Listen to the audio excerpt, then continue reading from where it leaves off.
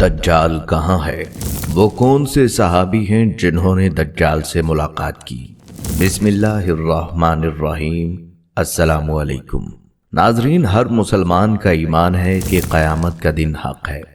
ہمارا ایمان ہے کہ انسان و حیوان، زمین و آسمان سمیت سارا جہاں اور اس کائنات میں موجود ہر چیز نے فنا ہو جانا ہے، صرف اور صرف اللہ تعالیٰ کی ذات باقی رہے گی۔ روز قیامت پر ایمان رکھنا ہر مسلمان کا بنیادی عقیدہ ہے۔ قیامت کے بارے میں رسول خدا حضرت محمد مصطفیٰ صلی اللہ علیہ وسلم کی بتائی گئی نشانیوں اور علامتوں میں سے سب سے خطرناک علامت فتنہ دجال کے متعلق عرض کرنا ہے۔ ناظرین، کیا آپ جانتے ہیں کہ دنیا کے سب سے بڑے فتنے دجال کا ذکر نہ صرف اسلام بلکہ دیگر مذاہب میں بھی کیوں کیا گیا؟ کیا وہ واقعی دنیا میں موجود ہے؟ اگر ہاں تو وہ کہاں چھپا ہوا ہے؟ دجال کا ذکر ہر مذہب میں کیوں ملتا ہے؟ اور وہ کون سے خوش نصیب صحابی تھے جنہوں نے دجال کو اپنی آنکھوں سے دیکھا؟ یہ ملاقات کہاں ہوئی؟ اس ملاقات کا پس منظر کیا تھا اور اس میں ہمارے لیے کیا سبق ہے؟ ایک حیران کن واقعہ جو قیامت تک کے انسانوں کے لیے سبق بن گیا۔ یہ واقعہ ایسا ہے جو آپ کے دل و دماغ کو جھنجھوڑ دے گا، آپ کے ایمان کو مضبوط کرے گا اور آپ کو غور و فکر کرنے پر مجبور کرے گا۔ دجال کی حقیقت، اس کی طاقت اور اس کے فریب کے بارے میں وہ راز جو آج بھی بہت سے لوگوں کے لیے پردے میں ہیں، آج ہم آپ کے سامنے پیش کریں گے۔ تو ویڈیو کو آخر تک ضرور دیکھیے گا، کیونکہ یہ ویڈیو آپ کے ایمان اور سوچ کو ایک نئی سمت دے سکتی ہے۔ ناظرین، دجال وہ کردار ہے جس کا ذکر ہمارے نبی صلی اللہ علیہ وسلم کی کئی حدیثوں میں اور اسے حضرت آدم علیہ السلام سے لے کر قیامت تک کا سب سے بدترین فتنہ قرار دیا گیا ہے۔ عالم اسلام کے لیے دجال کا ظہور انتہائی مشکل ترین اور فتنہ انگیز ہوگا۔ دجال شیطانی قوتوں کا حامل ہوگا، دنیاوی طاقتوں سے مالا مال ہوگا اور ان کے ذریعے دنیا میں تباہی مسلط کرے گا۔ ناظرین، دجال کے معنی ہیں حقیقت کو چھپانے والا، سب سے بڑا دھوکے باز اور چال باز۔ دجال کا مادہ دجل ہے، جس کے معنی ہیں غلط ملت کر دینا، تبلیس یعنی شیطانی چالوں سے دوسروں کو دھوکے اور التباس میں ڈالنا، ملبہ سازی کرنا، حقیقت کو چھپانا، جھوٹ بولنا اور غلط بیانی کرنا۔ گویا دجال میں یہ تمام منفی اور صاف پائے جاتے ہیں۔ اسلامی اصطلاح میں دجال سے مراد مسیح، المسیح الدجال ہے، جو قیامت کی اہم نشانیوں میں سے ایک ہے۔ وہ آخری زمانے میں ظاہر ہوگا اور نبوت اور خدائی کا دعویٰ کرے گا۔ دجال کی کئی علامات احادیث مبارکہ میں بیان ہوئی ہیں۔ حضرت ابو امامہ رضی اللہ تعالیٰ عنہ فرماتے ہیں کہ نبی کریم صلی اللہ علیہ وسلم نے ہم کو خطبہ دیا اور ایک لمبی تقریر فرمائی۔ اس میں دجال کا حال بھی بیان کیا۔ آپ صلی اللہ علیہ وسلم نے فرمایا، جب سے اللہ تعالیٰ نے اولاد آدم کو پیدا کیا ہے، اس وقت سے اب تک دجال کے فتنے سے بڑھ کر کوئی فتنہ پیدا نہیں فرمایا۔ تمام انبیاء کرام اپنی امتوں کو دجال سے خوف دلاتے رہے ہیں، چونکہ تمام انبیاء علیہ السلام کی اخیر میں میں ہوں اور تم بھی آخری امت ہو، اس لیے دجال تم ہی لوگوں میں پیدا ہوگا۔ اگر وہ میری زندگی میں ظاہر ہو جاتا تو میں تم سب کی جانب سے اس کا مقابلہ کرتا، لیکن چونکہ وہ میرے بعد ظاہر ہوگا، اس لیے ہر شخص اپنے نفس کی جانب سے اپنا بچاؤ کر لے گا، اللہ میری جانب سے اس کا محافظ ہوگا۔ سنو، دجال شام و عراق کے مابین مقام خلا سے ہوگا اور اپنے دائیں بائیں ملکوں میں فساد پھیلائے گا۔ اے اللہ کے بندو، ایمان پر ثابت قدم رہنا۔ میں تم کو اس کی وہ حالت سناتا ہوں جو مجھ سے پہلے کسی نے بھی نہیں بیان کی۔ پہلے تو وہ نبوت کا دعویٰ کرے گا، تو پھر کہے گا میں خدا ہوں، نعوذ باللہ۔ تم مرنے سے پہلے خدا کو نہیں دیکھ سکتے، پھر دجال کیسے خدا ہوا؟ اس کے علاوہ وہ کانا ہوگا، تمہارا رب کانا نہیں۔ نبی آخر الزماں حضرت محمد صلی اللہ علیہ وسلم نے فرمایا، دجال یہودیوں کی نسل سے ہوگا جس کا قد ٹھگنا ہوگا، دونوں پاؤں ٹیڑھے ہوں گے، جسم پر بالوں کی بھرمار ہوگی، رنگ سرخ یا گندمی ہوگا، سر کے بال حبشیوں کی طرح ہوں گے، ناک چونچ کی طرح ہوگی، بائیں آنکھ سے کانا ہوگا، دائیں آنکھ میں انگور کے بقدر ناخنا ہوگا، اس کی پیشانی پر کاف فیر رے لکھا ہوگا، جسے ہر مومن عالم یا جاہل سب پڑھ لیں گے۔ حضور نبی صلی اللہ علیہ وسلم نے فرمایا، پس جب دجال ویرانے پر سے گزرے گا تو اسے حکم دے گا کہ اپنے خزانے نکال، تو اس کے خزانے اس کی ایسی اتباع کریں گے جیسے شہد کی مکھیاں اپنے سردار کی تباہ کرتی ہیں۔ بہوالا مشکات جلد دوم۔ اور اس کے ساتھ جنت اور دوزخ بھی ہوگی، لیکن حقیقت میں وہ جنت دوزخ ہوگی اور دوزخ جنت ہوگی۔ تو جو شخص اس کی دوزخ میں ڈالا جائے اسے چاہیے کہ سورہ کہف کی ابتدائی آیات پڑھے، تو وہ دوزخ اس کے لیے ایسا ہی باغ ہو جائے گی جیسے ابراہیم علیہ السلام پر ہوئی تھی۔ اس کی آنکھ سوئی ہوئی ہوگی مگر دل جاگتا رہے گا۔ شروع میں وہ ایمان و اصلاح کا دعویٰ لے کر اٹھے گا، لیکن جیسے ہی تھوڑے بہت متبعین میسر ہو جائیں گے وہ نبوت اور پھر خدائی کا دعویٰ کرے گا۔ اس کی سواری بھی اتنی بڑی ہوگی کہ اس کے دونوں کانوں کا درمیانی فاصلہ ہی 40 گز کا ہوگا۔ ایک قدم تاحد نگاہ مسافت کو طے کر لے گا۔ دجال پکا جھوٹا اور اعلیٰ درجے کا شعبدے باز ہوگا۔ اس کے پاس غلوں کے ڈھیر اور پانی کی نہریں ہوں گی۔ زمین میں مدفون تمام خزانے باہر نکل کر شہد کی مکھیوں کی مانند اس کے ساتھ ہو لیں گے۔ جو قبیلہ اس کی خدائی پر ایمان لائے گا دجال اس پر بارش برسائے گا، جس کی وجہ سے کھانے پینے کی چیزیں ابل پڑیں گی اور درختوں پر پھل آ جائیں گے۔ کچھ لوگوں سے آ کر کہے گا کہ اگر میں تمہاری ماؤں اور باپوں کو زندہ کر دوں تو کیا تم میری خدائی کا اقرار کرو گے؟ لوگ اس بات میں جواب دیں گے۔ اب دجال کے شیطان ان لوگوں کے ماؤں اور باپوں کی شکل لے کر نمودار ہو جائیں گے۔ نتیجتاً بہت سے افراد ایمان سے ہاتھ دھو بیٹھیں گے۔ اس کی رفتار آندھیوں سے بھی زیادہ تیز اور بادلوں کی طرح رواں ہوگی۔ وہ کرشموں اور شعبدہ بازیوں کو لے کر دنیا کی ہر چیز کو رون ڈالے گا۔ تمام دشمنان اسلام اور دنیا بھر کے یہودی امت مسلمہ کے بغض میں اس کی پشت پناہی کر رہے ہوں گے۔ وہ مکہ معظمہ میں گھسنا چاہے گا مگر فرشتوں کی پہراداری کی وجہ سے ادھر گھس نہ پائے گا، اس لیے نامراد و ذلیل ہو کر مدینہ کا رخ کرے گا۔ اس وقت مدینہ منورہ کے 7 دروازے ہوں گے اور ہر دروازے پر فرشتوں کا پہرا ہوگا، لہٰذا یہاں پر بھی منہ کی کھانی پڑے گی۔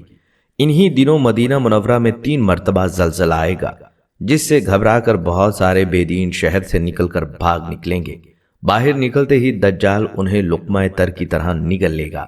آخر ایک بزرگ اس سے بحث و مباحثہ کے لیے نکلیں گے اور خاص اس کے لشکر میں پہنچ کر اس کی بابت دریافت کریں گے۔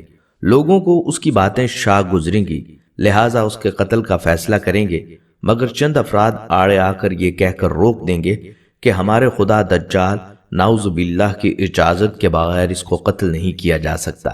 چنانچہ اس بزرگ کو دجال کے دربار میں حاضر کیا جائے گا، جہاں پہنچ کر یہ بزرگ چلا اٹھے گا، میں نے پہچان لیا کہ تو ہی دجال ملعون ہے، اور رسول اللہ صلی اللہ علیہ وسلم نے ہمیں تیرے ہی خروج کی خبر دی تھی۔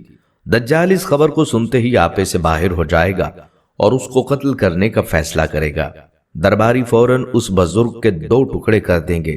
دجال اپنے حواریوں سے کہے گا کہ اب اگر میں اس کو دوبارہ زندہ کر دوں تو کیا تم میری خدائی کا پختہ یقین کرو گے؟ یہ دجالی گروپ کہے گا کہ ہم تو پہلے ہی آپ کو خدا مانتے آ رہے ہیں، البتہ اس معجزے سے ہمارے یقین میں اضافہ ہو جائے گا۔ دجال اس بزرگ کے دونوں ٹکڑوں کو اکٹھا کر کے زندہ کرنے کی کوشش کرے گا۔ ادھر وہ بزرگ بوجہ حکم الہی کھڑے ہو جائیں گے اور کہیں گے اب تو مجھے اور زیادہ یقین آ گیا کہ تو ہی دجال ملعون ہے۔ وہ جھنجلا کر دوبارہ انہیں ذبح کرنا چاہے گا، لیکن اب اس کی قوت سلب کر لی جائے گی۔ دجال شرمندہ ہو کر انہیں اپنی جہنم میں جھونک دے گا، لیکن یہ آگ ان کے لیے ٹھنڈی اور گلزار بن جائے گی۔ اس کے بعد وہ شام کا رخ کرے گا، لیکن دمشق پہنچنے سے پہلے ہی حضرت امام مہدی علیہ السلام وہاں آ چکے ہوں گے۔ دجال دنیا میں صرف 40 دن رہے گا، ایک دن 1 سال، دوسرا دن 1 مہینہ اور تیسرا دن 1 ہفتہ کے برابر ہوگا۔ بقیہ معمول کے مطابق جنگ کی تیاری شروع کر دیں گے، لیکن صورتحال بظاہر دجال کے حق میں ہوگی، کیونکہ وہ اپنے مادی و افرادی طاقت کے بل پر پوری دنیا میں اپنی دھاک بٹھا چکا ہوگا۔ اس لیے عسکری طاقت کے اعتبار سے تو اس کی شکست بظاہر مشکل نظر آ رہی ہوگی، مگر اللہ کی تائید اور نصرت کا یقین سب کو ہوگا۔ ناظرین، دجال کا یہ فتنہ ایک اور جگہ اسی طرح بیان کیا گیا ہے کہ وہ ایک دیہاتی سے کہے گا کہ اگر میں تیرے ماں باپ کو زندہ کر دوں تو کیا تم مجھے خدا مانے گا؟ وہ کہے گا ہاں۔ تو 2 شیطان اس کے ماں باپ کی صورت بنا کر آئیں گے اور اس سے کہیں گے کہ بیٹا اس کی اطاعت کرو، یہ تیرا رب ہے۔ اور ایک فتنہ یہ ہے کہ اس شخص کو مار کر اور چیر کر اس کے 2 ٹکڑے کر دے گا اور کہے گا دیکھو میں اس بندے کو اب ملاتا ہوں، تو کیا اس کے بعد بھی میرے علاوہ کسی دوسرے کو خدا مانو گے؟ خدا تعالیٰ دجال کا فتنہ پورا کرنے کے لیے اسے دوبارہ زندہ کر دے گا۔ دجال اس سے پوچھے گا تیرا رب کون ہے؟ وہ کہے گا میرا رب اللہ ہے اور تو خدا کا دشمن ہے۔ خدا کی قسم اب تو مجھے تیرے دجال ہونے کا پورا یقین ہو گیا۔ اور دجال کا ایک فتنہ یہ ہوگا کہ دجال آسمان کو حکم کرے گا تو مینا برسائے گا، اور زمین کو حکم دے گا تو وہ سبزہ اگائے گی، اور اس روز چرنے والے جانور خوب موٹے تازے ہو جائیں گے، کوکھیں بھری ہوئی تھن دودھ سے لبریز ہوں گے۔ سوائے مکہ معظمہ اور مدینہ منورہ کے کوئی خطہ زمین ایسا نہ ہوگا جہاں دجال پہنچا نہ ہوگا۔ مکہ اور مدینہ میں داخل ہوتے وقت فرشتے اس کو ننگی تلواروں سے روکیں گے۔ دجال ایک چھوٹی سی سرخ پہاڑی کے قریب مقیم ہو جائے گا۔ حدیث پاک میں ہے کہ حضرت امام مہدی ملک کے بندوبست میں ہی مصروف ہوں گے کہ افواہ اڑ جائے گی کہ دجال نے مسلمانوں پر تباہی ڈال دی۔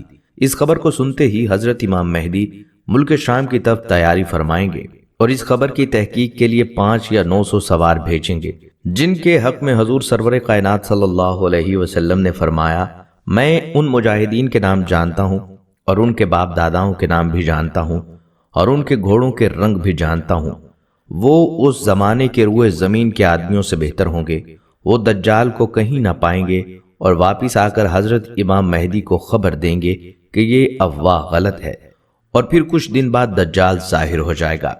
دجال قوم یہود میں سے ہوگا، اس کے پیروکاروں کی اکثریت یہودی اور عورتیں ہوں گی۔ وہ نوجوان مرد ہوگا، وہ بھاری بھرکم جسم سرخ رنگت کا مالک ہوگا، عوام میں اس کا لقب مسیح ہوگا۔ وہ ایک آنکھ سے کانا ہوگا، اس کے بال چھوٹے اور گھنگریالے ہوں گے، سواری میں ایک بڑا گدھا ہوگا۔ اولن اس کا ظہور ملک کے عراق اور شام کے درمیان ہوگا جہاں نبوت اور رسالت کا دعویٰ کرتا ہوگا۔ وہ پھر وہاں سے اصفہان چلا جائے گا، یہاں سے اس کے ہمراہ 70,000 یہودی ہوں گے۔ یہیں سے خدائی کا دعویٰ کر کے چاروں طرف فساد برپا کرے گا اور زمین کے اکثر مقامات پر گشت کر کے لوگوں سے اپنے آپ کو خدا منوائے گا۔ یہیں سے خدائی کا دعویٰ کر کے چاروں طرف فساد برپا کرے گا اور زمین کے اکثر مقامات پر گشت کر کے لوگوں سے اپنے آپ کو خدا منوائے گا۔ لوگوں کی آزمائش کے لیے خداوند کریم اس سے بڑے عجیب و غریب کام ظاہر کروائے گا۔ اس کی پیشانی پر لفظ کاف فے رے لکھا ہوگا، جس کی شناخت صرف اہل ایمان ہی کر سکیں گے۔ اس کے ساتھ ایک آگ ہوگی جس کو دوزخ سے تعبیر کرے گا، اور ایک باغ ہوگا جس کو جنت کہے گا۔ مخالفین کو آگ میں اور موافقین کو جنت میں ڈالے گا۔ اس کے پاس کھانے پینے کی چیزوں کا بہت بڑا ذخیرہ ہوگا، جس کو چاہے گا دے گا۔ جو فرقہ اس کا مخالف ہوگا تو اس سے اشیاء مذکورہ بند کر دے گا۔ اس قسم کی بہت سی ایذائیں مسلمانوں کو پہنچائے گا، مگر اللہ کے فضل سے اللہ کا ذکر اور تسبیح و تقدیس مسلمانوں کو کھانے پینے کا کام دے گی۔ بہوالہ ابو داؤد۔ اس کے ظاہر ہونے سے 2 سال پہلے قحط رہ چکا ہوگا، اور تیسرے سال رواں قحط ہی اس کا ظہور ہوگا۔ زمین کے مدفون خزانے اس کے حکم سے اس کے ہمراہ ہو جائیں گے۔ بعض آدمیوں سے کہے گا میں تمہارے ماں باپ کو زندہ کر سکتا ہوں، اس لیے تم کو چاہیے کہ میری یہ قدرت دیکھ کر میری خدائی کا یقین کر لو۔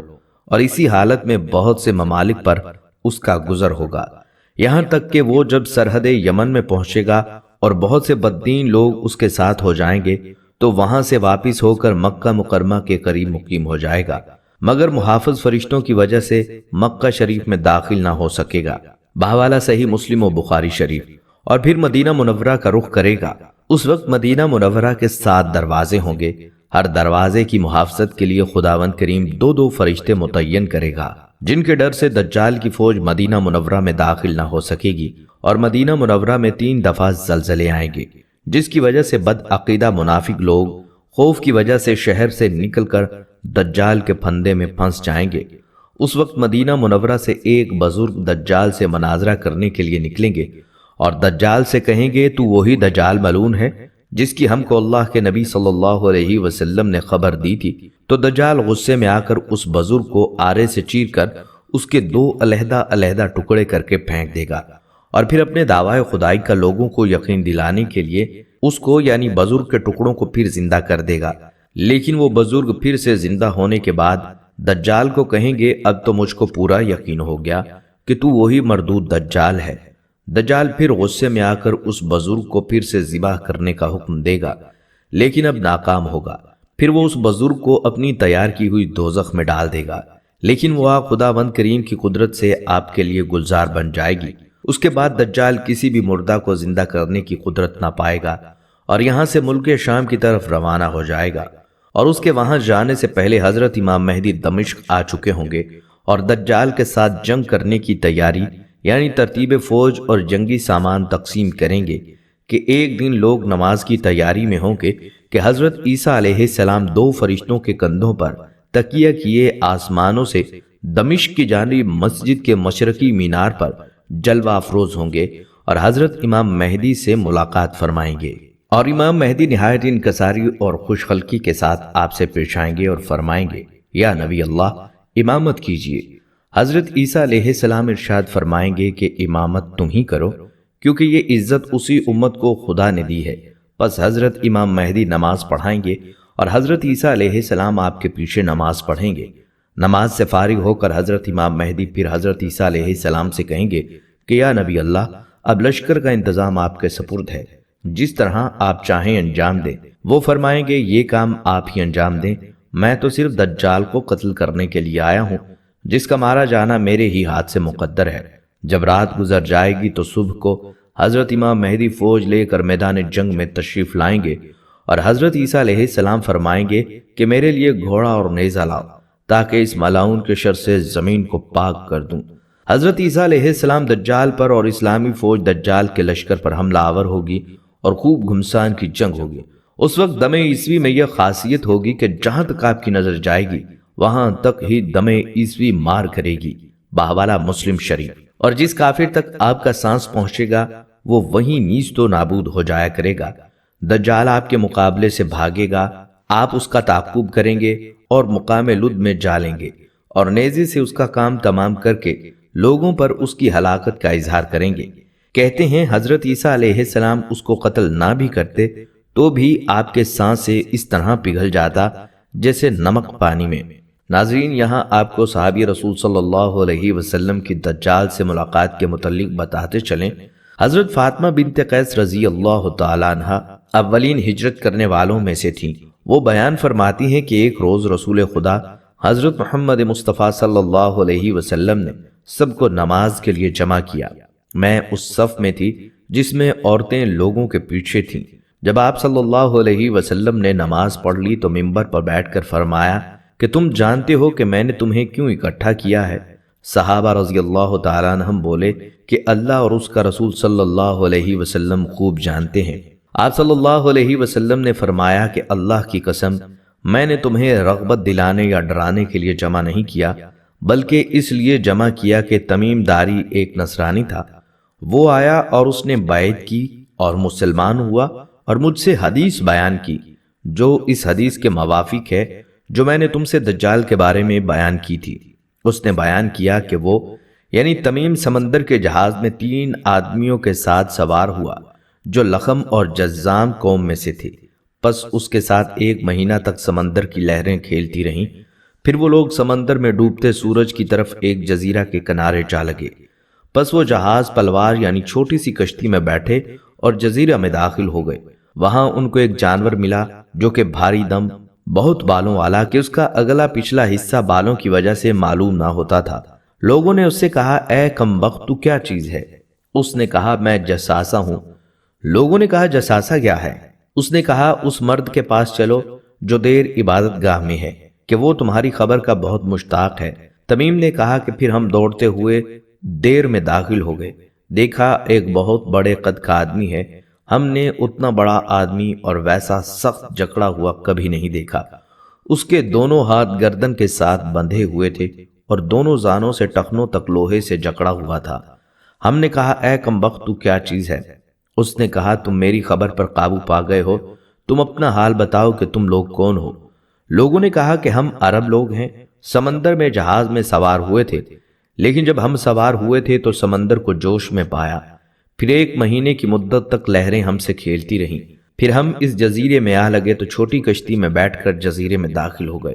پھر اس نے کہا کہ تم مجھے بیسان کے نخلستان کی خبر دو کہ کیا وہ پھلتا ہے؟ ہم لوگوں نے کہا ہاں پھلتا ہے۔ اس نے کہا خبردار رہو، ان قریب وہ نہ پھلے گا۔ اس نے کہا مجھے طبرستان کے دریا کے بارے میں بتاؤ کہ کیا اس میں پانی ہے؟ لوگوں نے کہا ہاں اس میں پانی ہے اور بہت سا پانی ہے۔ اس نے کہا ان قریب اس کا پانی ختم ہو جائے گا۔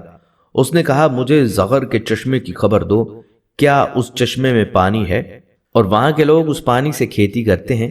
ہم نے کہا ہاں وہاں کے لوگ اس پانی سے کھیتی کرتے ہیں۔ اس نے کہا مجھے امین کے پیغمبر کے بارے میں خبر دو، وہ کیا کر رہے ہیں؟ لوگوں نے کہا کہ وہ مکہ سے نکلے ہیں اور مدینہ میں گئے ہیں۔ اس نے کہا کہ کیا عرب کے لوگ ان سے لڑے ہیں؟ ہم نے کہا ہاں۔ اس نے کہا انہوں نے عربوں کے ساتھ کیا کیا؟ ہم نے کہا وہ اپنے گرد و پیش کے عربوں پر غالب ہو گئے۔ اس نے کہا یہ بات ہو چکی؟ ہم نے کہا ہاں۔ اس نے کہا کہ خبردار رہو، یہ بات ان کے حق میں بہتر ہے کہ وہ پیغمبر کے تابع دار ہوں۔ البتہ میں تم سے اپنا حال کہتا ہوں، میں مسیح دجال ہوں، اور البتہ وہ زمانہ قریب ہے کہ جب مجھے نکلنے کی اجازت ہوگی، پس میں نکلوں گا اور سیر کروں گا اور کسی بستی کو نہ چھوڑوں گا جہاں 40 رات کے اندر نہ جاؤں گا، سوائے مکہ اور طیبہ کے کہ وہاں جانا مجھ پر حرام ہے، یعنی منع ہے۔ جب میں ان دونوں بستیوں میں سے کسی کے اندر جانا چاہوں گا تو میرے آگے ایک فرشتہ بڑھ آئے گا اور اس کے ہاتھ میں ننگی تلوار ہوگی، وہ مجھے اندر جانے سے روک دے گا۔ سیدہ فاطمہ رضی اللہ تعالیٰ عنہا نے کہا کہ پھر نبی صلی اللہ علیہ وسلم نے اپنی چھڑی منبر پر مار کر فرمایا کہ طیبہ طیبہ یہی ہے، خبردار رہو، بھلا میں تم کو اس دجال کی خبر نہیں دے چکا؟ تو صحاب نے کہا یا رسول اللہ صلی اللہ علیہ وسلم بالکل، آپ یہ خبر دے چکے ہیں۔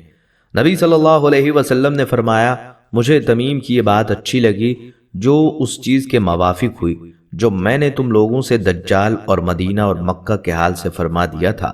خبردار رہو کہ وہ شام اور یمن کے سمندر میں ہے، نہیں بلکہ وہ مشرق کی طرف ہے، وہ مشرق کی طرف ہے اور وہ مشرق کی طرف ہے۔ مدینہ کے مشرق میں بحیرہ موجود ہے جس میں بنیادی طور پر 4 بڑے جزیرے موجود ہیں۔ پہلا جزیرہ یمن میں سکوٹرا، دوسرا عمان میں مسیرا، انڈیا میں لکشدیپ جزیرہ، اور چوتھا جو پاکستان میں آتا ہے وہ استولا جسے جزیرہ ہفت تلار بھی کہا جاتا ہے۔ ہفت تلار بلوچی زبان کا لفظ ہے جس کا مطلب ایسی 7 چوٹیاں ہیں جو ایک دوسرے کے ساتھ جڑی ہوئی ہیں۔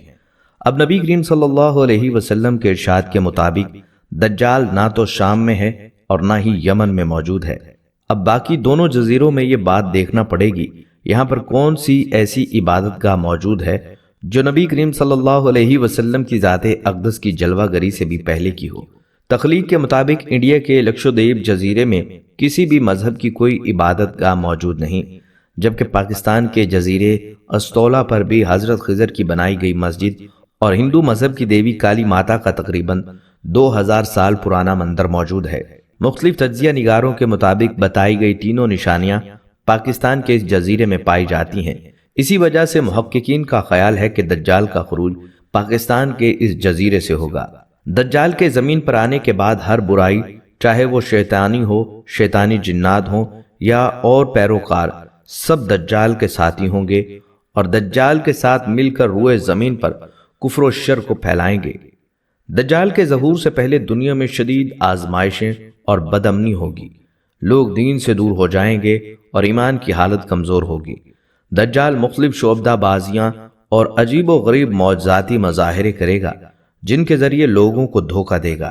ناظرین، حضرت تمیم داری رضی اللہ تعالیٰ عنہ کا واقعہ دجال کی حقیقت اور اس کی موجودگی کو سمجھنے میں اہم کردار ادا کرتا ہے۔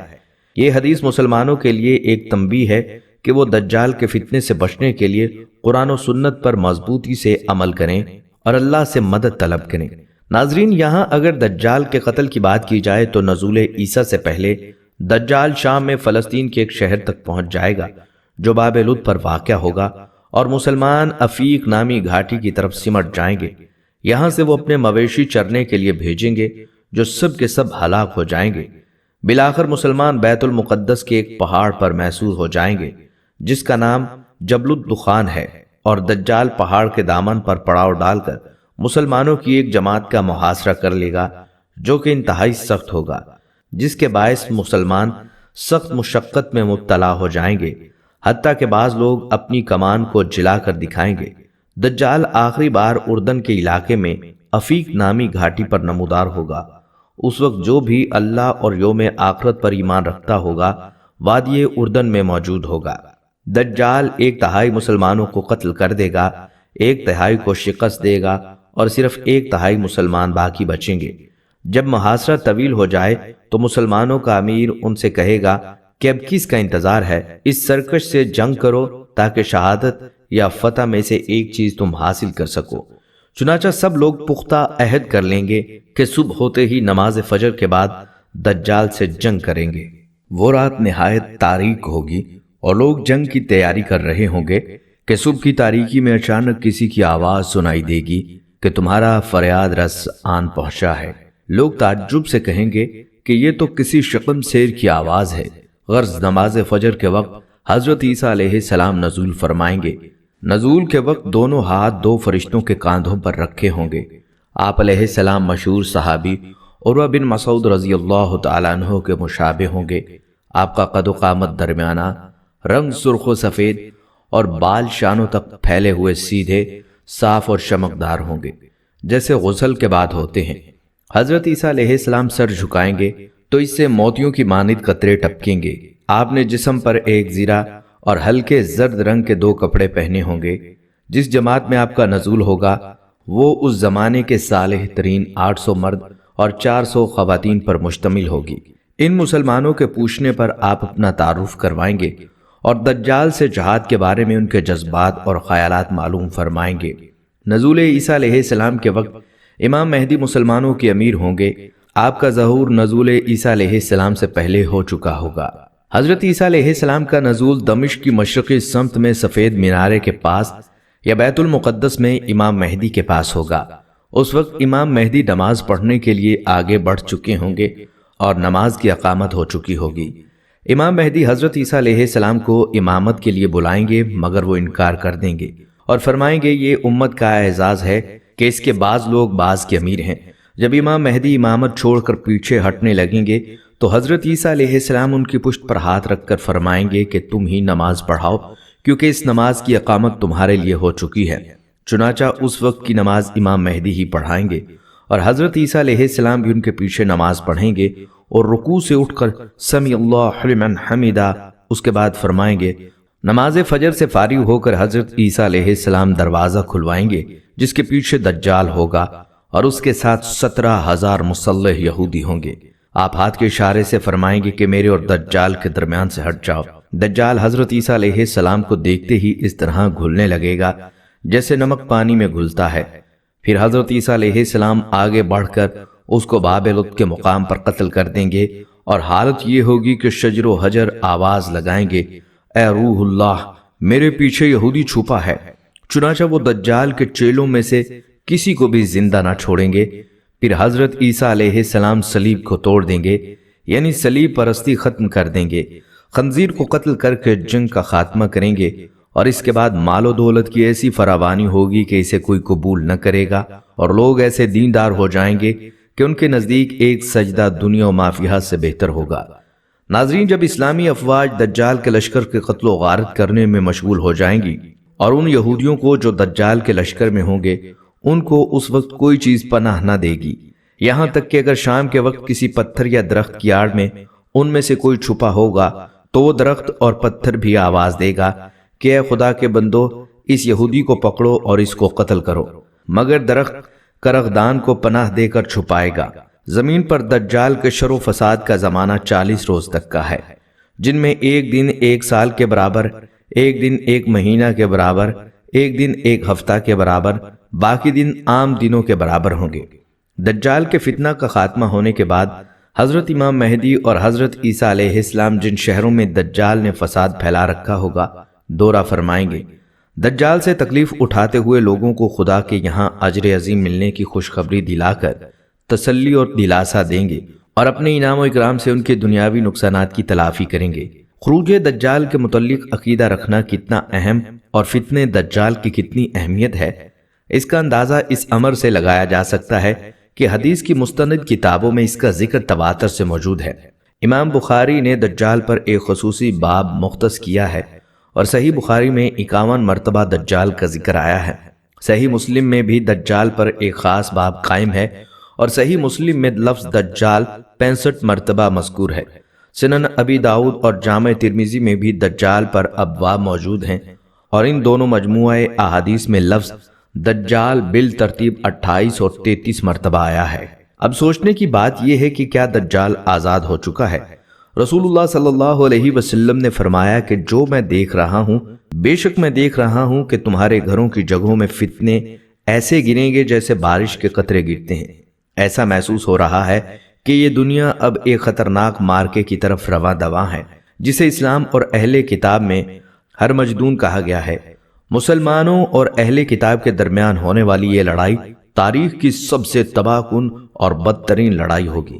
اب بات کرتے ہیں دجال کے فتنے سے کیسے بچا جا سکتا ہے۔ اپنی امت کو نبی آخر الزمان صلی اللہ علیہ وسلم نے فتنہ دجال سے بچنے کی احتیاطی تدابیر سکھلائی ہیں۔ حضرت ابو ہریرہ رضی اللہ تعالیٰ عنہ سے روایت ہے کہ نبی کریم صلی اللہ علیہ وسلم نے فرمایا، فتنوں کے درمیان سب سے خوش نصیب وہ ہوگا جو چھپا رہے اور پاک صاف رہے۔ اگر سامنے آئے تو کوئی پہچان نہ سکے، اور اگر سامنے نہ ہو تو کوئی اس کا حال احوال نہ پوچھے۔ اور لوگوں میں سب سے زیادہ بد نصیب وہ خطیب ہوگا جو بلند آواز سے فصیح و بلیغ خطبہ دے گا، اور وہ سوار ہوگا جو سواری کو تیز دوڑانے پر مجبور کرے گا۔ ان فتنوں کے شر سے وہی نجات پائے گا جو سمندر میں ڈوبنے والے کی طرح خلوص دل سے دعا مانگے گا۔ حضرت ابو سعید خدری رضی اللہ تعالیٰ عنہ کی روایت ہے، ایک وقت ایسا آئے گا کہ مسلمانوں کا بہترین مال وہ بھیڑ بکریاں ہوں گی جن کو لے کر وہ پہاڑ کی چوٹی اور بارش کے مقامات پر چلا جائے گا تاکہ وہ اپنے دین کو لے کر فتنوں سے بھاگ سکے۔ حضرت عبداللہ بن عمر رضی اللہ تعالیٰ عنہ کی روایت ہے کہ اللہ کے رسول صلی اللہ علیہ وسلم نے فرمایا، اے عبداللہ بن عمر، اگر تو ادنا درجہ کے لوگوں کے درمیان رہ گیا تو پھر کیا کرے گا؟ یہ وہ لوگ ہوں گے جنہوں نے اپنے عہد و پیمان اور امانتوں کو ضائع کیا ہوگا۔ وہ ایسے ہو گئے، اور آپ صلی اللہ علیہ وسلم نے ہاتھوں سے اشارہ کرتے ہوئے اپنی انگلیوں کو آپس میں پیوست کر لیا۔ انہوں نے پوچھا، ایسے وقت میں میرے لیے کیا حکم ہے؟ آپ صلی اللہ علیہ وسلم نے فرمایا، عام لوگوں کو چھوڑ کر خاص لوگوں کے ساتھ مل جانا۔ ان احادیث کی روشنی میں یہ باتیں معلوم ہوتی ہیں کہ اللہ پر توکل کر کے پورے عزم اور حوصلے کے ساتھ دجال کی اعلانیہ بغاوت کی جائے۔ فتنوں کے وقت گوشہ نشینی یعنی تنہائی کو ترجیح دی جائے۔ اللہ والوں کے زیادہ قریب ہوا جائے تاکہ فتنوں سے محفوظ ہو سکیں۔ دجال سے جتنا دور رہنا اور بھاگنا ممکن ہو بھاگا اور دور رہا جائے۔ سورہ کہف کی تلاوت کی جائے۔ دجال کے فتنوں سے جو محفوظ رہنا چاہتا ہے اس کو چاہیے کہ سورہ کہف کی ابتدائی یا آخری 10 آیات کی تلاوت کرے۔